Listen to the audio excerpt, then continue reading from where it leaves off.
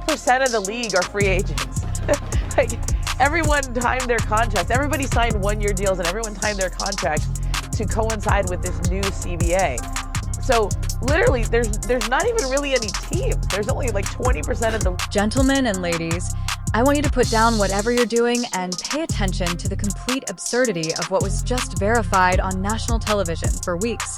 We have been reporting on this WNBA collective negotiation catastrophe. We've discussed the infighting, envy, and greed, but Ramona Shelburne of ESPN recently delivered a bombshell on The Rich Eisen Show that reveals the actual degree of instability going on behind the scenes. This is no longer only a labor conflict. It's a hostage situation. Currently, 80% of WNBA players are unemployed.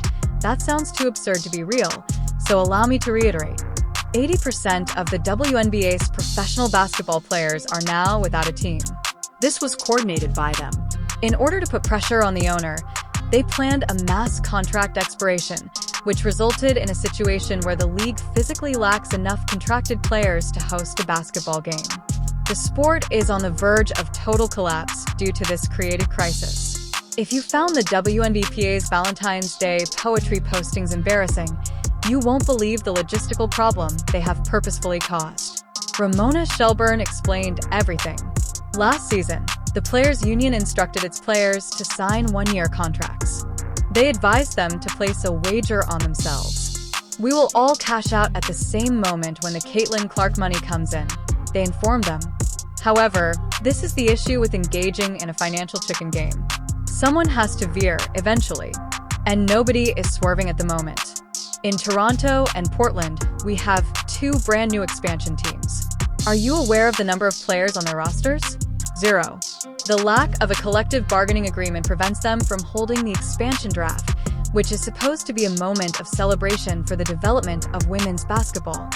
Players cannot be drafted into a non-existent financial system. When the salary cap is entirely unknown, you are unable to sign free agents. A union that is vying for an enormous payout has frozen the WNBA's entire infrastructure. This leads us to the most embarrassing aspect of the entire interview. The WNBA just released their regular season schedule, according to Ramona Shelburne. Now, you might have seen that schedule drop and thought, oh great, the season is undoubtedly upon us. On April 25th, look, the Fever will play the Liberty. Don't be duped. The schedule's announcement did not indicate any improvement. It was a very desperate act. Shelburne described it as the league's blink. And it's pitiful that they had to blink.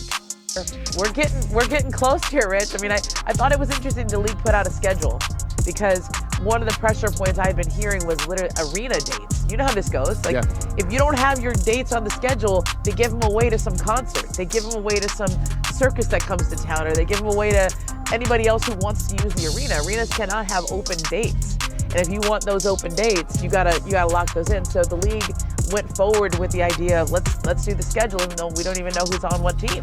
And I thought that was a blink. Have you heard that? To keep the circus from booking their arenas, the WNBA had to publish a fictitious schedule for teams without even rosters. This isn't anything I made up. The world's top women's basketball league. The league that is home to Sabrina, A.A. Wilson, and Caitlin Clark is in fierce competition for arena space from monster truck rallies and traveling clown acts. Additionally, the owners had to hastily publish a schedule in order to keep the lights on in their own buildings because the Players' Union is taking too long to respond to Breanna Stewart and Nika Agum's demands for 30% of the league's gross earnings on steroids. It's amateur hour. The union desires treatment akin to that of the NBA. NBA venues don't bump LeBron James for the Ringling Brothers, but they still want the private aircraft and the biggest contracts. When your ambition exceeds your reality, this is what occurs. While running a company that is still battling for scraps, the players are asking recognition worth billions of dollars. The elephant in the room comes next. The one thing that matters in all of this. Veteran commentator Rich Eisen, who has witnessed every labor issue in contemporary sports history, broke through the clutter to highlight the sole reason this league is currently receiving attention. I mean, to be flippant, but again, there's a golden goose that's getting more valuable here. And, and stars, I mean, Juju Watkins is going to be healthy. Like, this is Yeah. This is rubber meeting the road. Rich Eisen, Caitlin Clark, and the Golden Goose all expressed it so well. He is aware that the union is using their biggest asset to play a very risky game. The WNBA players are aggressively attempting to stifle the Golden Goose as its value increases. Are you aware of how brittle this momentum is? Millions of new people watch this sport thanks to Caitlin Clark. She attracted sellout audiences and a huge television contract, but those people aren't devoted to the WNBA. They are devoted to the player. Fans will quit if the WNBPA enforces a lockout, and Caitlin Clark isn't hitting logo threes on TV by May. They're going to watch the NBA playoffs. They're going outside. They'll look for alternative activities. It takes a miracle to win back the casual American sports fan after you've lost them. The union leadership's entitlements are astounding. They sincerely think that the audience will hold out for them. They believe that if they postpone the season in order to argue about income sharing, the fans will merely wait patiently by the TV until their boardroom disputes are resolved. The entertainment industry does not operate that way. There is a very narrow window of cultural relevance. The WNBA is hot right now. However, the product becomes cold if the factory is shut down. However, veterans who have been in the league for 10 years and have never made any money claim to the media that they are the ones who developed the sport. They are holding Caitlin Clark's sophomore season hostage with their 80% free agency stunt because they are blinded by jealousy and greed. The clock is running faster than anyone wants to acknowledge. So let's take a look at the timetable. According to Ramona Shelburne, now is not the pressure point. March is the pressure point. There now, March is there in front of us. The league must decide on a pay cap, hold an expansion draft for 2 complete towns, negotiate contracts for 80% of its players, hold the collegiate draft, and start training camps in a few weeks. That's months' worth of front desk work packed into a few weeks. At this moment, it is physically impossible to execute this smoothly. There will be unparalleled instability in free agency, even if they make a deal tomorrow. On the same day, there will be 100 players vying for squad positions. General managers will be rushing to establish rapport with athletes they met just one day before the training camp. The union's desire to play hardball in February will negatively impact the product on the floor in May. And who is in charge of this clown show? Ramona notes that the ship is being steered by Nneka Egwuem, Brianna Stewart, and Nafi Kalir. These are well-known, affluent superstars.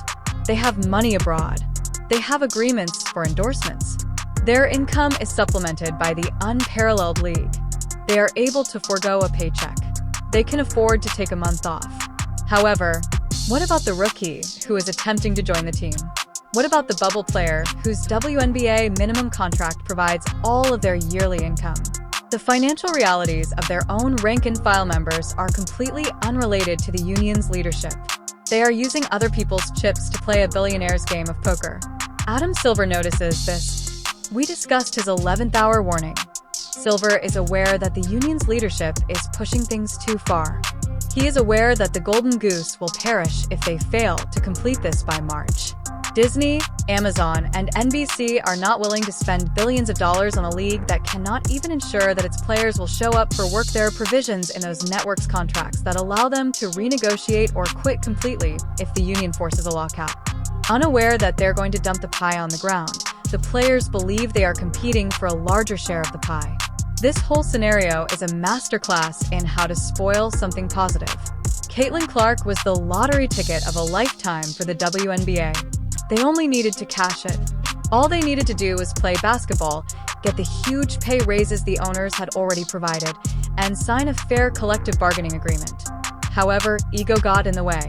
The prospect of playing under a financial structure created by a rookie was intolerable to the veterans.